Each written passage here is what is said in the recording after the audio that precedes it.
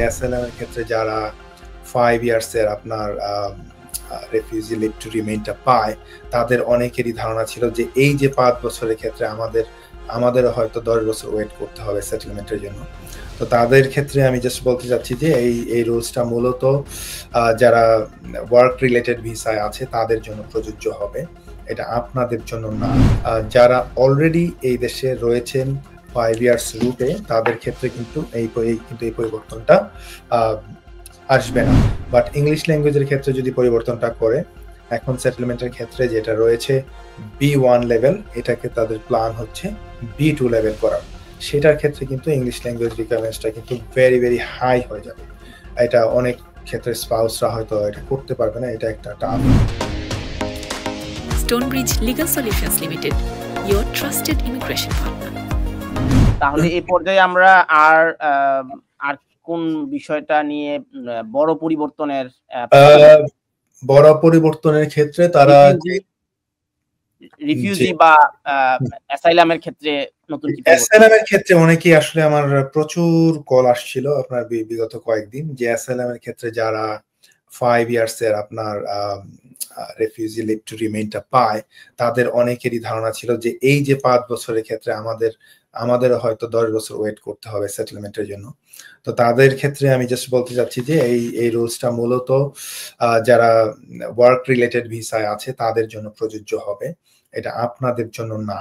So আপনারা completely একটা different ক্যাটাগরিতে রয়েছেন, এবং আপনাদের ক্ষেত্রে আপনারা যে রুটে আছেন 5 বছর পর, আপনার 5 বছর পরই আপনার ফিয়ার অফ পারসিকিউশন যদি স্টিল রিমেইন থাকে, আপনারা অটোমেটিক্যালি আপনারা সেটেলমেন্ট পেয়ে যাবেন 5 বছর পরই। সো এই ক্ষেত্রে আপনাদের কোনো প্রকার ভয়ের কিছু আমি আপাতত দেখছি না। সো আপনারা নিশ্চিত থাকতে পারেন যে আপনারা সেটেলমেন্ট পেয়ে যাবেন। এবং এর ক্ষেত্রে যেটা রয়েছে ইংলিশ ল্যাঙ্গুয়েজ রিকোয়ারমেন্টস এবং কি বলে এটাকে লাইফ ইন দ্য ইউকে, এটার ক্ষেত্রে কিন্তু একটা বিরাট চেঞ্জেস হয়তো আনবে। তো আমরা শেষে যে জিনিসটা আলোচনা করতে চাচ্ছি মূলত, সেটা হচ্ছে আপনার যেটা আমরা প্রথমে ওই একজন ভদ্রলোকের প্রশ্নের আলোকে আলোচনা করেছিলাম, সেটা হচ্ছে যে সেটেলমেন্টের ক্ষেত্রে 5 বছর থেকে 10 বছর। এটা অবভিয়াসলি আপনার যারা অলরেডি এই দেশে রয়েছেন 5 ইয়ার্স রুটে, তাদের ক্ষেত্রে কিন্তু এই পরিবর্তনটা আসবে না। এটা তাদের ক্ষেত্রে প্রযোজ্য হবে সাধারণত যারা নতুন করে এই রুটে ঢুকবে এবং নতুন করে কোনো স্কিলড ওয়ার্কার ভিসা আসবে।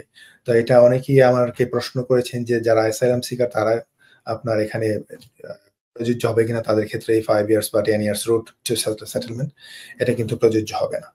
আরেকটা হচ্ছে যে যারা ফ্যামিলি ভিসায় আসবে রুলস মেইনটেইন করে যারা আসবে, তারা কিন্তু 5 ইয়ার্স রুটে যদি তারা ভিসা পায়, তারা 5 ইয়ার্স রুটেই সেটেলমেন্টটা করতে পারবে, তাদের ক্ষেত্রে কিন্তু কোনো পরিবর্তন আসছে না। বাট ইংলিশ ল্যাঙ্গুয়েজের ক্ষেত্রে যদি পরিবর্তনটা করে, এখন সেটেলমেন্টের ক্ষেত্রে যেটা রয়েছে B1 লেভেল, এটাকে তাদের প্ল্যান হচ্ছে B2 লেভেল করার। সেটার ক্ষেত্রে কিন্তু ইংলিশ ল্যাঙ্গুয়েজ রিকোয়ারমেন্টসটা কিন্তু ভেরি ভেরি হাই হয়ে যাবে। এটা অনেক ক্ষেত্রে স্পাউসরা হয়তো এটা করতে পারবে না, এটা একটা টাফ হবে। তো আমি মনে করি যে এই জিনিসটা আইন করার আগে অবশ্যই গভর্নমেন্ট বিবেচনায় আনবেন, স্পেশালি ব্রিটিশ সিটিজেনদের স্পাউসের ক্ষেত্রে it will be too tough. আবার এটা যদি আপনার সেটেলমেন্টের ক্ষেত্রে হয়, আপনার যারা স্কিলড ওয়ার্কার ভিসায় আছেন বা অন্য কোনো ওয়ার্ক রিলেটেড ভিসায় আছেন বা আপনার বিজনেস রিলেটেড কোনো ভিসায় আছেন, তাদের ক্ষেত্রে আমি মনে করি যে B2 লেভেলটা এটা দেওয়া যেতে পারে। এবং তাদের আরেকটা প্ল্যান হচ্ছে যে ব্রিটিশ ন্যাশনালিটির ক্ষেত্রে যেই চেঞ্জেসটা, সেটা হচ্ছে মূলত তারা বলতে চাচ্ছে যে তোমাকে আর্ন করতে হবে আর কি, হ্যাঁ, আর্নড সেটেলমেন্ট অথবা আর্নড সিটিজেনশিপ। এটা মানে হচ্ছে যে আপনাকে শুধু 5 বছর থাকলেই হবে না, you need to show some duties, responsibilities.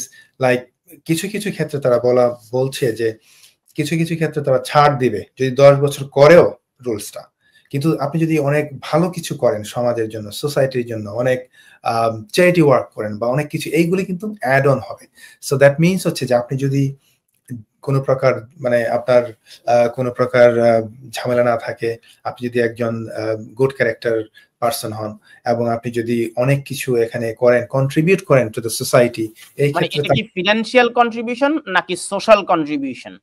Well ফিনান্সিয়ালের ক্ষেত্রেও হয়তো বিবেচনা করবে কেউ যদি এখানে হয়তো ভালো জব যদি করে, সেই ক্ষেত্রে হয়তো বিবেচনা করতে পারে। এই জিনিসটা আসলে বিস্তারিত পরে তারা ডিটেইল দিবে, এখন কিন্তু আমরা জাস্ট একটু আলোচনার খাতিরে আলোচনা করছি। বাট তারা যেটা বলছে যে কিছু কিছু ক্ষেত্রে তারা ছাড় দিবে, বাট অবভিয়াসলি আপনার যদি একটু ডিসকাউন্ট দেয় যে কিছু কিছু মানুষ 5 বছর পরেই বা 6 বছর পরেই অ্যাপ্লিকেশন করতে পারবে সেটেলমেন্টের, সেই ক্ষেত্রে তারা দেখবে যে আপনি কতটুকু সোসাইটিতে কন্ট্রিবিউট করেছেন, কতটুকু চ্যারিটেবল ওয়ার্ক করেছেন, বা এই ধরনের বিষয়গুলিকে ডেফিনেটলি বিবেচনা করবে, বা কতটুকু আপনি কি ধরনের জব করছেন বা আপনি ট্যাক্স দিচ্ছেন কিনা সরকারকে, এইগুলি ডেফিনেটলি তারা বিবেচনায় আনবে।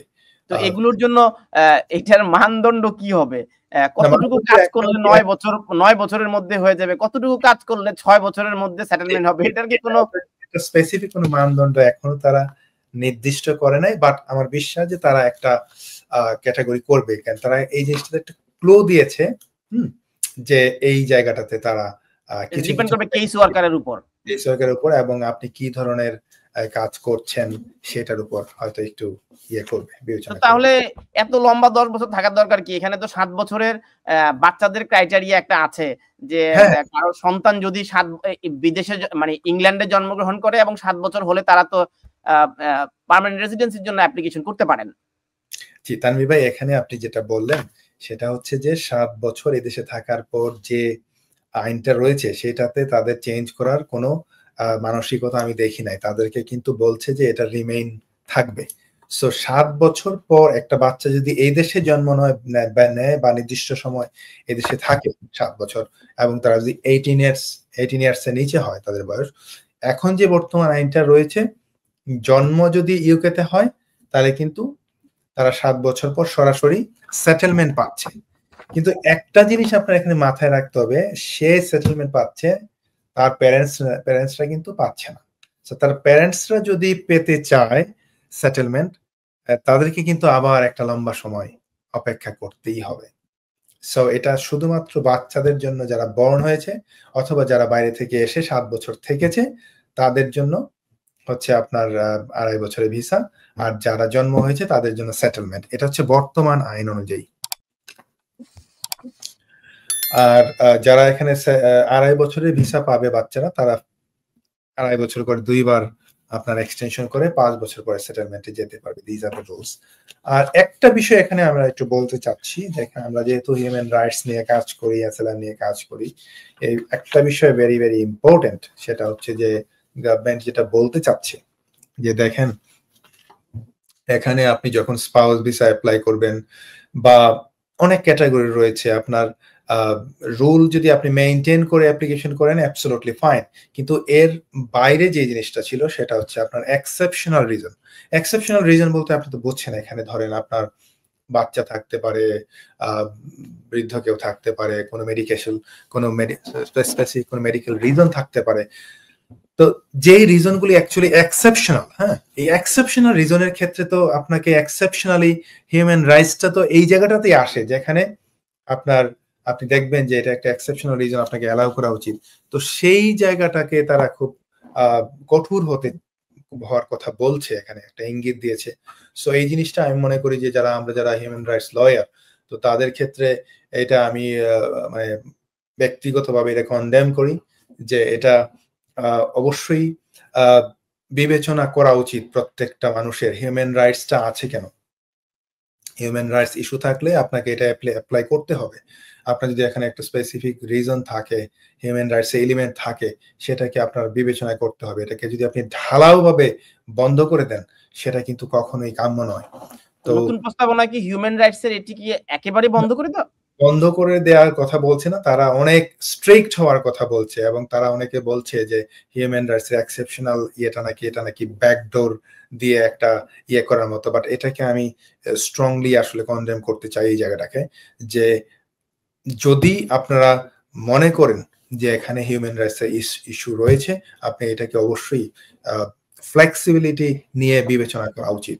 এটাকে আপনি ব্যাকডোর দিয়ে বা অন্য কোনো মানে ভাবে এটাকে ব্র্যান্ডিং করাটা ঠিক হবে না।